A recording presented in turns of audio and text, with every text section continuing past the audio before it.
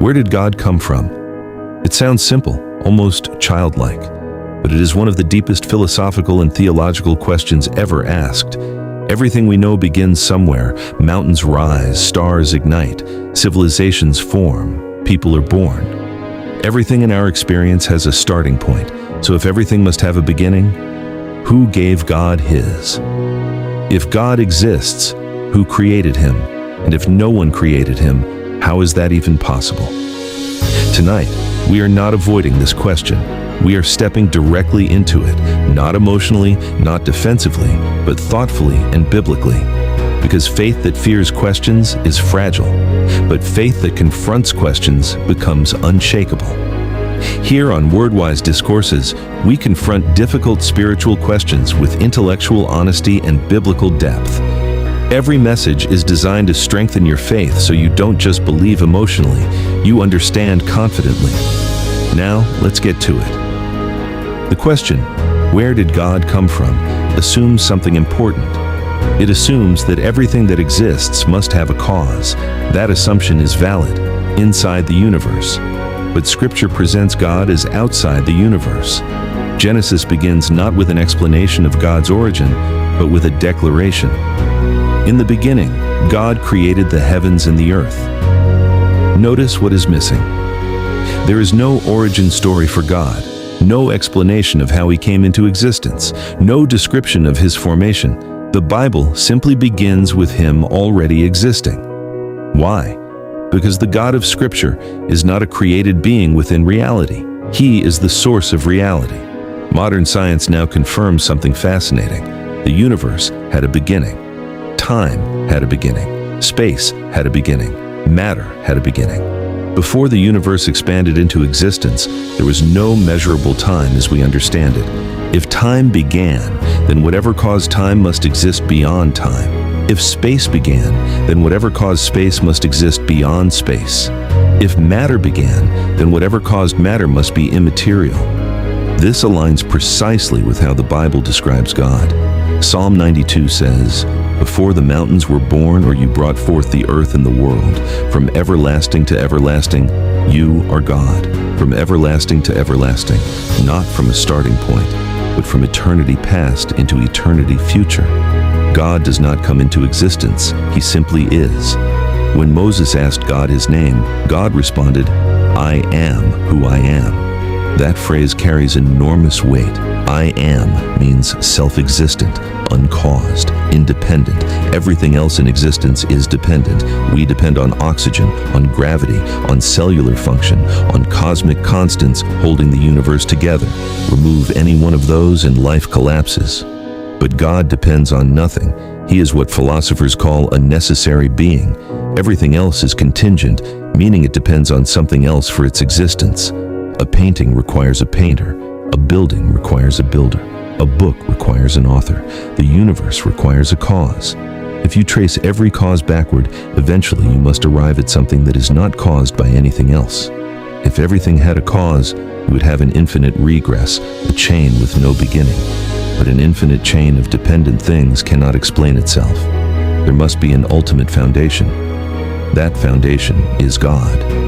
Some suggest the universe created itself, but self-creation is impossible. For something to create itself, it would have to exist before it existed. That is logically contradictory. Others suggest that something came from nothing, but nothing has no properties, no energy, no potential, no laws, no force. Nothing cannot produce something. If there was ever truly nothing, there would still be nothing. The existence of anything at all requires something eternal. So the real question is not whether something has always existed. The real question is what that eternal reality is. Is it impersonal matter? Or is it a personal, intelligent being? The universe displays astonishing precision. The gravitational constant is finely tuned. The electromagnetic force is precisely balanced. The rate of cosmic expansion is exact. If these constants were slightly altered, life would be impossible. This level of order suggests intelligence. Law implies a lawgiver. Design implies a designer. Information implies a mind. DNA contains coded information, like language. Language does not arise from randomness, it arises from intelligence. Scripture says, "The heavens declare the glory of God." But let's go deeper. Even if someone accepts that something eternal exists, they might still ask, why must that eternal reality be personal? Because impersonal forces do not create moral awareness, yet we all know that certain things are objectively wrong. Cruelty is wrong, injustice is wrong, evil is real. If the universe is merely matter in motion, morality is an illusion. But our conscience tells us otherwise. Objective morality implies a moral source. Scripture reveals that source is God. Now consider the emotional side of this question. Sometimes when people ask, where did God come from? They're really asking, can I trust him? If God had a beginning, he could have an end. If he were created, something greater would exist beyond him. But Scripture presents a God who is eternal and unchanging. I, the Lord, do not change. Jesus Christ is the same yesterday, today, and forever. An eternal God means stable promises. An eternal God means dependable truth. An eternal God means your hope is not temporary. And here is something even more powerful. The eternal God stepped into time. John 1 says, "In the beginning was the Word, and the Word was with God, and the Word was God." Not came into being, was, continuous existence. Then it says, "The Word became flesh and dwelt among us." The eternal entered the temporary. The one beyond time entered time. The one without beginning entered history. This is extraordinary. God did not come from anywhere, but he came for you. He did not begin, but he initiated redemption. The one who has always existed chose to walk among humanity. Why does this matter? Because if God is eternal, then he was present before your pain, before your failure, before your confusion, before your fear. He is not reacting to your life. He sees the end from the beginning. To us, life unfolds moment by moment. To God, all moments are present. Imagine reading a novel page by page, uncertain of what happens next. That is us. God sees the entire story at once. He is not limited by sequence. He is not bound by clocks. He is not aging toward decline. He is. And because he is eternal, his promises are anchored beyond time. Death is not final. History is not random. Your existence is not accidental. Everything flows from an eternal source. And that source is not cold energy. It is personal, holy, righteous, loving. The God who has no origin is the origin of purpose. The God who has no beginning gives beginning to destiny.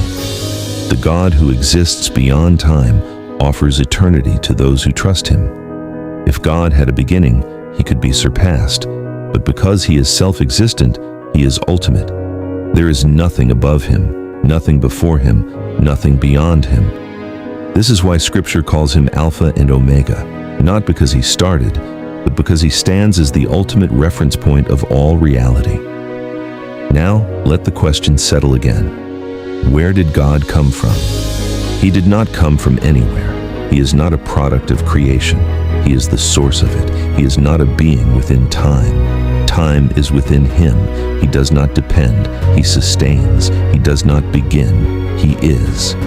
And because he is eternal, your faith has foundation. Your life has meaning. Your future has hope. If this message stretched your thinking and strengthened your faith, stay connected to WordWiseDiscourses. Here, we explore truth without fear. We ask deep questions, and we build faith rooted in understanding.